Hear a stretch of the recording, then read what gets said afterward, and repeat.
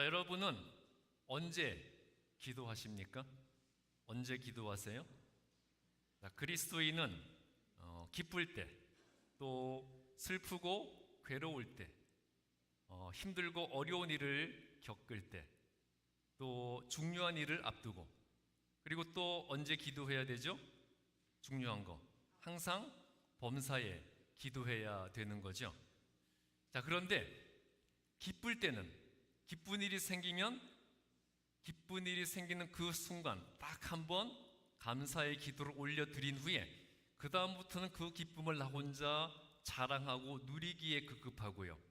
또 항상 범사에 기도해야 한다는 것은 우리가 사도신경이나 주기도문 같은 신앙 고백을 마음에서 우러나오는 믿음의 고백으로 기도하는 것이 아니라 그냥 머리로 외워서 입으로 중얼거리는 것에 그치는 것과 마찬가지로 범사에 기도해야 한다는 것은 그냥 그래야 하는 것으로 알고 인식하는 것에 그치고 있어요. 즉, 기쁠 때와 항상 범사에 기도하는 것보다는 주로 힘들고 어려울 때, 그리고 고난과 시련의 문제 앞에서 기도에 매달리는 것이 현실이죠. 여기서 문제가 뭐냐 하면요, 자, 그러한 고난과 어려운 문제가 해결될 때, 어려움을 겪을 때는 그렇게 간절히 기도해 놓고 그 어려움이 해결되는 기쁨을 누리게 되니까 그 기쁨의 순간 한번 감사 기도 올려 드리고 이제까지 열심히 기도해 왔던 것을 다 끝내버리게 된다는 겁니다. 즉, 우리는 내가 필요할 때만 기도하는 것이 일상화, 생활화되어 있다는 거예요. 목회를 하다 보면 예배에 안 나오던 성도가 예배를 나왔는데 반가운 게 아니라 저 교인이 왜 나왔지? 이렇게 의문이 들고 걱정이 되는 경우가 있어요.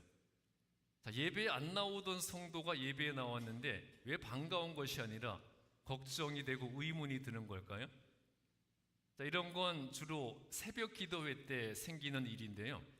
자, 새벽 기도회는 항상 나오는 사람만 나오는 소수의 기도 모임이잖아요. 그런데 평소에 새벽 기도회에 전혀 얼굴을 안 비치던 성도가 갑자기 새벽 기도회에 나온다. 그러면 무슨 큰일이 생겼거나 아니면 중요한 일을 앞두고 있을 경우가 확률 몇 퍼센트?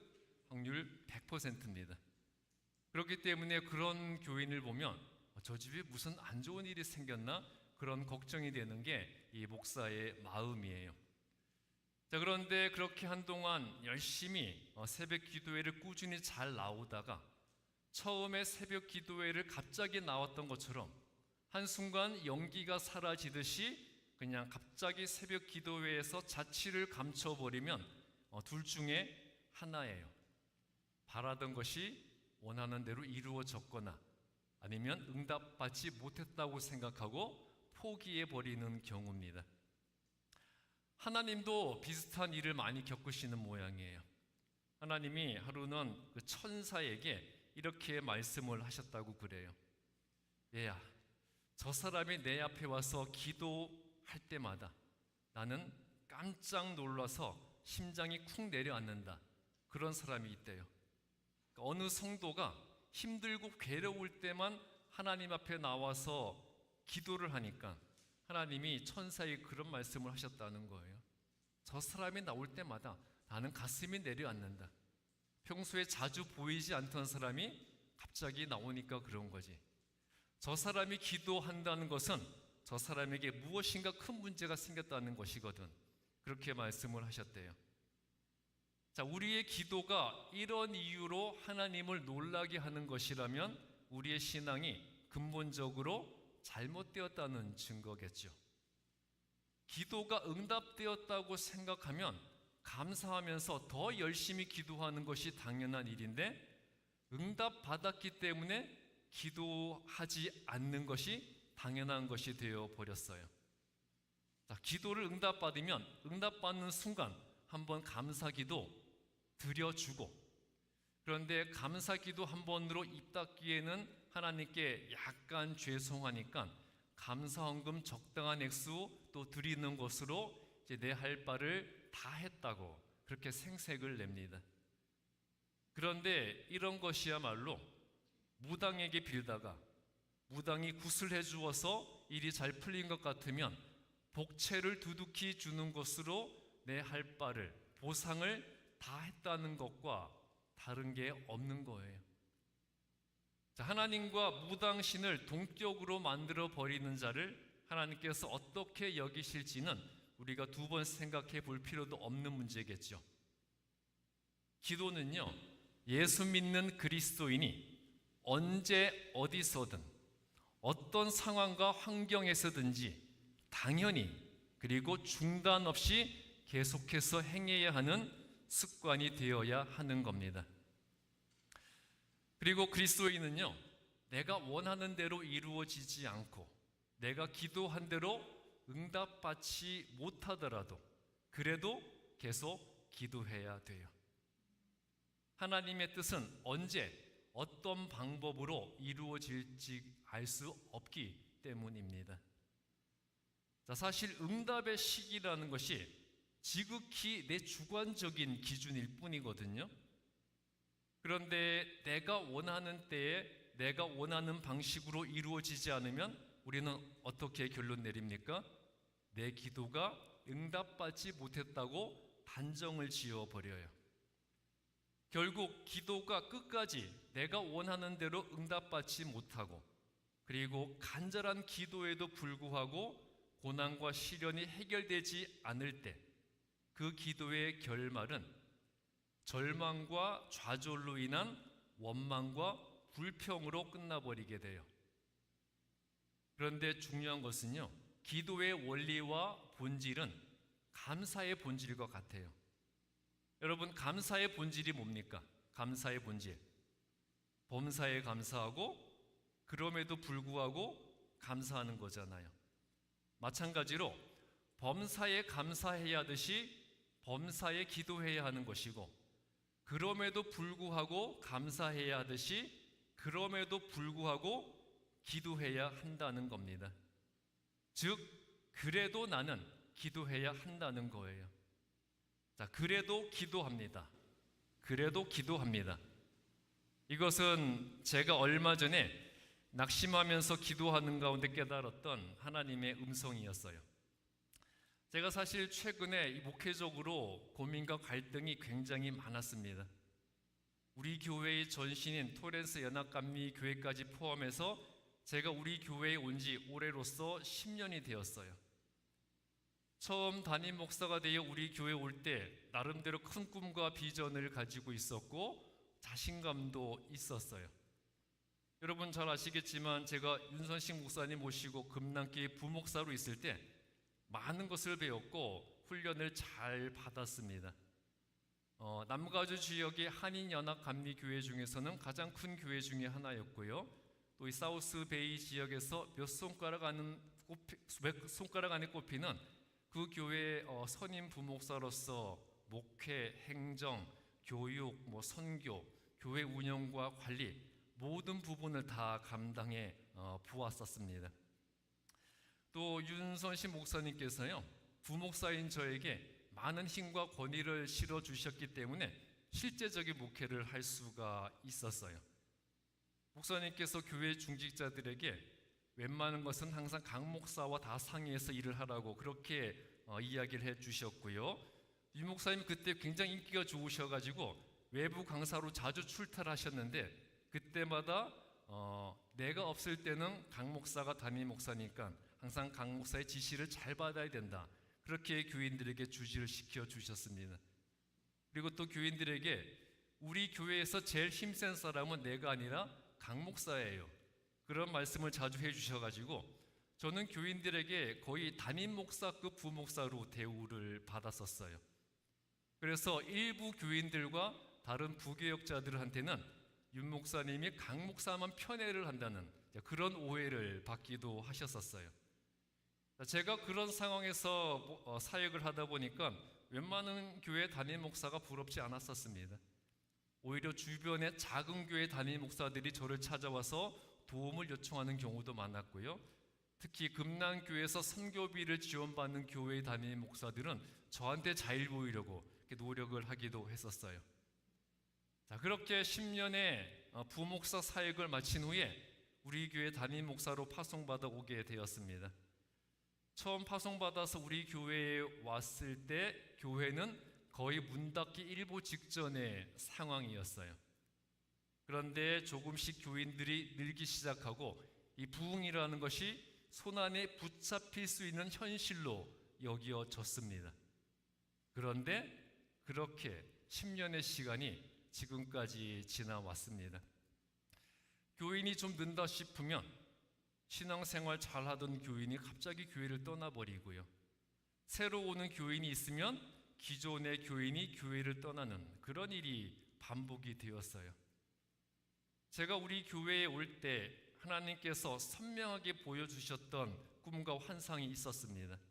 제가 몇 번 말씀드린 적도 있는데 제 앞으로의 목회에 대해서 하나님께서 2번 선명한 꿈과 환상을 보여주셨어요. 그런데 도대체 왜 이런 걸까? 저는 이제 회의와 의심이 막 이어졌습니다. 정말 그때 내가 봤던 꿈과 환상이 개꿈이었고 내가 헛것을 본 건가? 그런 생각도 드는 거죠. 그러다가 2년 전에 동성애 이슈로 인한 교단 분리 과정에서 저는 이제 교단으로부터 파면을 당했고요. 우리 교회는 모든 것을 다 내려놓고 정든교회를 빈손으로 떠나야 했잖아요. 정해진 예배 장소도 없이 공원이나 교인 집에서 예배를 드리게 될 수도 있는 상황에서 정말 기적적으로 이 교회를 찾게 되었고요. 그 모든 과정에서 우리 교회를 이끌어 가시는 분은 하나님이시라는 확신을 가지게 되었어요.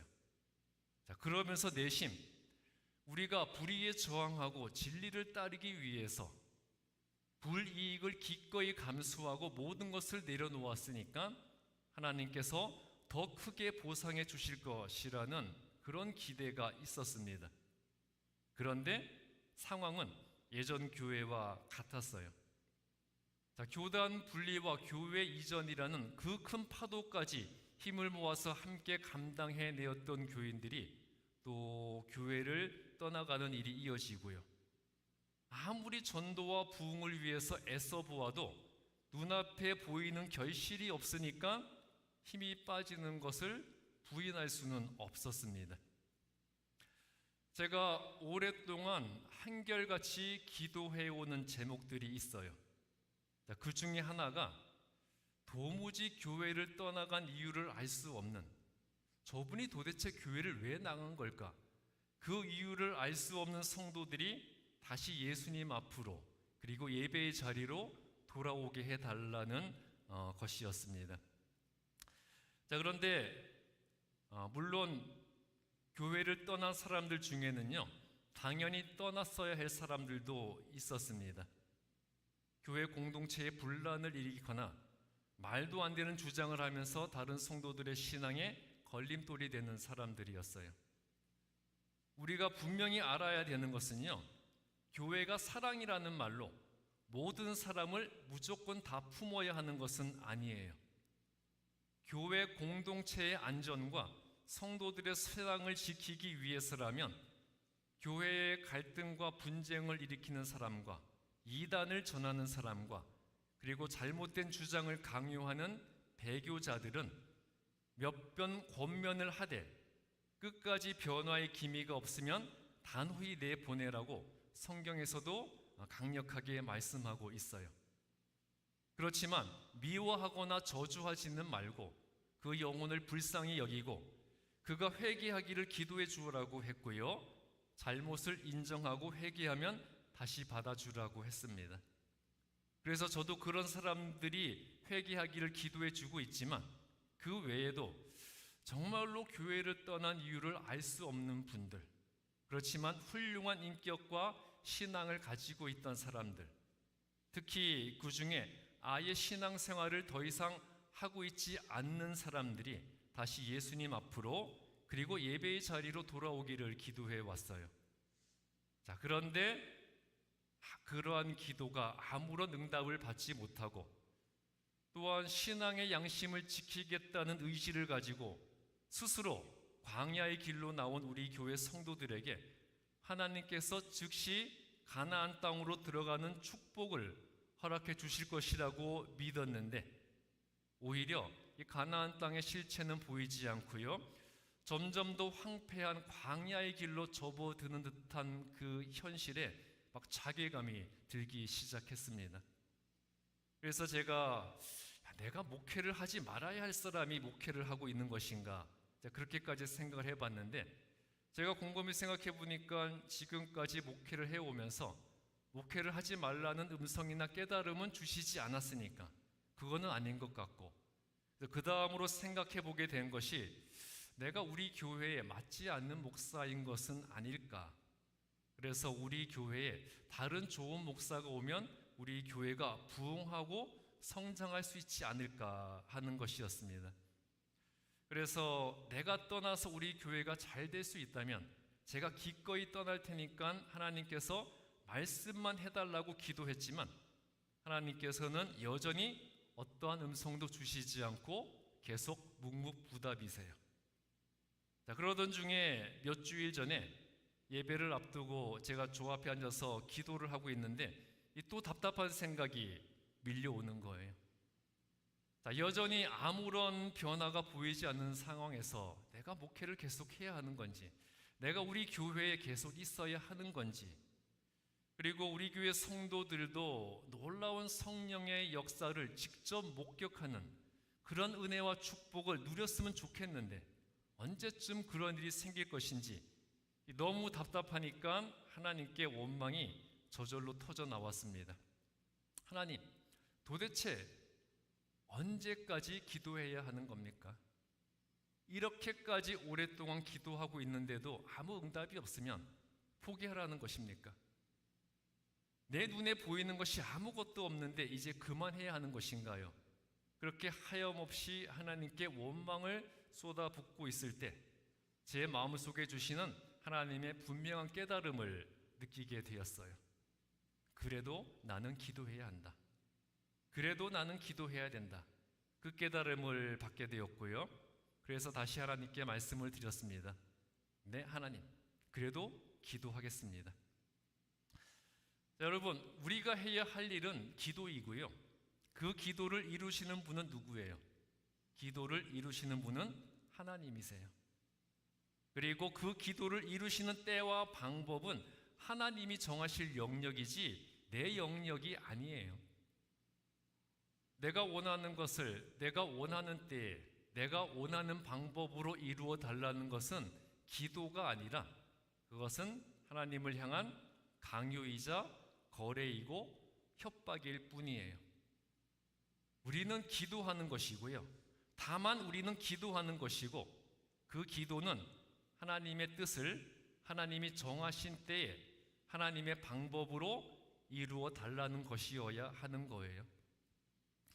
설령 내 기도가 내가 죽는 순간까지 내 눈으로 그 결실을 보지 못하더라도 그래도 우리는 기도해야 돼요. 그것이 우리가 해야 할 일입니다. 그러면 하나님께서 어떻게 해서든지 모든 것이 협력해서 선한 것이 되도록 만들어 주시는 거예요. 자, 여러분, 사도들은 이 교회의 성장과 확장을 위해서 목숨 바쳐 헌신했던 자들이었잖아요. 그런데 정작 진정한 교회의 정착과 확장은 그 사도들이 순교하고 죽은 후에 다 이루어졌습니다. 사도들은 그걸 알고 있었어요. 자신들이 복음을 전하고 열심히 교회의 부흥을 위해 헌신해도 그 모든 일들은 자신들이 죽은 후에 이루어질 일이라는 것을 다 알고 있었지만 그래도 그들은 기도를 했습니다. 그 기도의 결실이 전 세계로 확장된 교회의 부흥이었잖아요. 여러분, 기도는 호흡이에요. 우리가 인생이 힘들고 어렵다고 호흡을 잠시 쉬거나 멈추지는 않죠. 내가 너무 피곤하고 힘드니까 숨 쉬는 거 잠깐 멈춰야 되겠어. 그러지는 않잖아요. 마찬가지로 기도는 내가 그리스도인으로 살아가게 해주는 영적인 호흡이에요. 그러므로 내가 기도를 멈추는 순간 나는 영적으로 죽은 자가 되는 겁니다. 내가 기도하는 모든 것에 있어서 하나님의 뜻에 대한 믿음과 하나님의 때를 기다릴 수 있는 인내와 하나님의 능력에 대한 확신을 가지고 우리는 계속 기도해야 하는 겁니다. 우리의 기도는 내가 기도하는 것에 대한 결과를 내 눈으로 보게 해달라는 것이 아니라 내가 기도하는 것들이 하나님의 뜻에 따라 하나님의 영광을 이루는 것이 되도록 하나님께서 모든 것을 주관해 달라는 기도가 되어야 하는 겁니다. 다니엘 6장 10절 말씀은 지난 주일에도 잠깐 다루었던 말씀인데요. 자신이 기도하면 사자굴에 던져질 것을 알면서도 당당하고 당연하게 기도했던 다니엘의 이야기를 보여주고 있어요. 바벨론을 정복한 바사 제국을 다리오 왕이 통치하고 있을 때 다니엘은 전국을 통치하는 3명의 총리 중에 한 사람이었어요. 그런데 다리오 왕은 그 중에서도 능력이 가장 탁월했던 다니엘을 수석 총리로 기용하려고 했어요. 그러니까 다른 관료들과 신하들이 포로 출신의 다니엘이 최고위직에 오르는 것을 도저히 받아들일 수가 없는 거예요. 그래서 다니엘을 모함할 만한 결점을 찾아보려고 했지만 아무런 결점을 찾을 수가 없었고요. 그래서 이들은 항상 예루살렘을 향해서 기도하던 다니엘의 신앙을 약점으로 이용해서 다니엘을 고발하기로 계략을 꾸미고 왕을 찾아갔습니다. 그리고 왕에게 이제 바사 제국이 새롭게 건국이 되었으니까 이 초창기에 왕권을 강력하게 구축해서 국가의 기강과 질서를 세워야 한다는 명분으로 왕에게 임시 법규를 제정할 것을 청원을 했어요. 앞으로 30일 동안 왕 이외의 다른 어떤 신이나 누군가에게 무엇을 구하면 사자굴에 던져 넣는다는 법을 제정하자는 것이었는데요. 당시 피정복국들의 다양한 민족과 그 민족의 신들까지 다 포괄하고 있던 바사 제국으로서는요, 이들을 종교적으로 정치적으로 규합하는 게 필요했잖아요. 그래서 왕도 의심 없이 이들의 요구를 수용을 했습니다. 이것이 자기가 아끼는 다니엘을 모함하려는, 다니엘을 제거하려는 그러한 음모라는 것을 알지 못했던 왕은 자신을 신격화하겠다는 교만한 마음과 자기의 왕권을 절대적으로 강화하겠다는 욕심 때문에 신하들의 음모에 넘어가고 만 것이었어요. 이제 다니엘은 평소에 하던 대로 3번 창문을 열고 예루살렘을 향해 기도를 하면 사자굴에 던져질 수밖에 없게 되었어요. 그럼에도 불구하고 다니엘의 선택은 무엇이었습니까? 다니엘 6장 10절 보면 다니엘의 선택은 그래도 기도합니다. 그래도 기도합니다. 이것이 다니엘의 선택이었어요. 다니엘이 잃어버린 땅 예루살렘을 향해서 기도했던 것은요, 이스라엘의 회복을 통해서 이스라엘의 하나님의 영광이 회복되게 해달라는 기도였어요. 이스라엘이 회복됨으로써 이스라엘의 하나님이 자기 백성을 구원하고 그들을 회복시켰다는 것이 모든 민족에게 알려지기를 원했던 것이었습니다. 그래서 다니엘은 하나님의 영광을 위한 이 기도를 절대 멈출 수가 없었고요. 그래서 이 일로 인해서 자신이 죽게 되더라도, 자기가 죽은 후에라도 정말 하나님의 영광을 위한 이스라엘의 회복만은 반드시 이루어 달라고 기도했던 것이었어요. 내가 바라고 기대하는 것과 내가 필요하고 원했던 것이 성취되는 것과 관계없이 하나님을 향한 우리의 기도는 항상 계속되어야 합니다. 내가 원하는 때에 내가 원하는 것이 내가 원하는 방법대로 이루어지지 않더라도 그럼에도 불구하고 기도해야 하는 것이고, 그래도 계속해서 기도하는 것이 우리가 해야 할 일이자 사명인 거예요.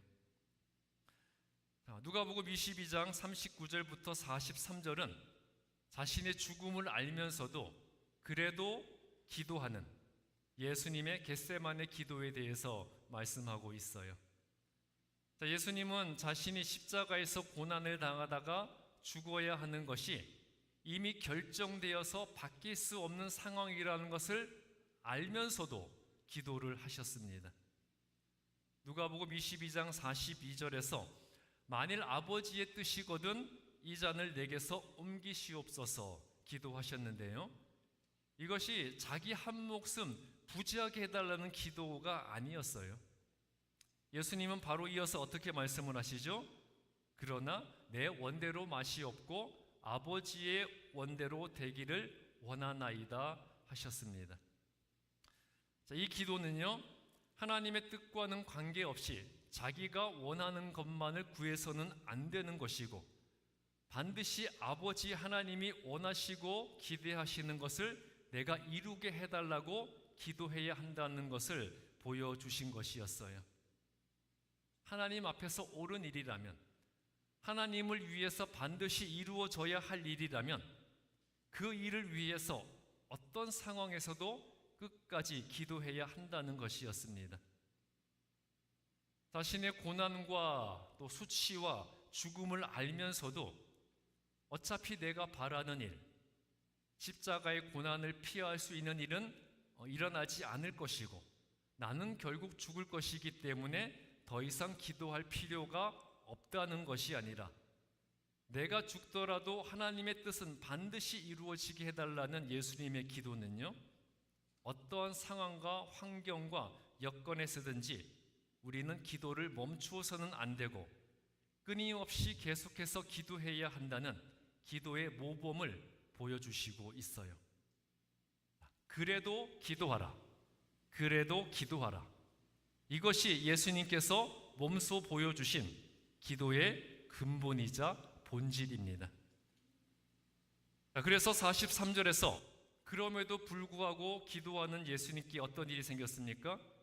그럼에도 불구하고 기도하시는 예수님께 하늘의 천사가 나타나서 힘을 더하여 주었어요. 예수님께서 기도하실 때 하늘의 천사가 나타나 힘을 더하여 주었다는 것은요, 당장은 예수님이 죽음을 당하시겠지만 그러나 결국 하나님의 능력과 권세로 모든 것이 협력하여 선한 것이 되는 하나님의 역사가 나타날 것이 계시된 것이었어요. 그럼에도 불구하고 감사하는 것이 진정한 감사인 것처럼 그럼에도 불구하고 기도하는 것이, 즉 그래도 기도하는 것이 하나님이 원하시고 그의 천사를 보내서 함께하여 주시는 기도입니다. 여러분, 기도는요, 하나님의 능력과 예수님의 사랑과 성령의 권세에 접속하는 연결 도구예요. 기도 없이 결코 하나님의 능력과 예수님의 사랑과 성령의 권세 안에 거할 수 없습니다. 지금은 시대가 시대인 만큼 어느 엄마가 어린 자녀에게 기도에 대해서 설명을 하는데, 하나님 나라의 와이파이에 연결되기 위해서는 너가 기도를 통해 접속해야 하는 거야. 기도하지 않으면 하나님의 축복과 은혜와 능력과 권세와 기쁨과 소망이 무궁무진하게 펼쳐져 있는 하나님 나라의 와이파이에 절대 접속할 수 없어. 자, 그렇게 말을 했대요. 그러니까 요즘 시대에 딱 맞는 그러한 비유죠. 여러분, 우리가 기도하지 않고서 하나님의 능력과 권세를 누릴 수 없고요, 기도하지 않고서 예수님의 사랑과 은혜를 받을 수 없고, 기도하지 않고서 성령의 도우심을 받을 수 없습니다. 여러분, 기도는 언제나 하는 겁니다. 기도는 항상 하는 겁니다. 기도는 끊임없이 계속해서 해야 하는 것이에요. 기도는 그럼에도 불구하고 그래도 하는 것입니다. 그러한 사람의 기도에 하나님의 천사가 힘을 더하여 주실 것입니다. 기도하겠습니다. 우리의 힘과 능력과 지혜가 되시는 예수님, 예수님을 향한 우리의 기도가 언제나 끊어지지 않는 기도의 사람이 되게 하여 주시옵소서. 언제나 기도하고 항상 기도하고 계속해서 끊임없이 기도하게 하여 주시옵소서. 그럼에도 불구하고 그래도 기도하는 그리스도인이 되게 하여 주시옵소서. 그래도 기도하는 우리의 기도에 하나님의 천사가 힘을 더하여 주실 것을 믿사오며 예수 그리스도의 이름으로 기도했습니다. 아멘. 찬송가 300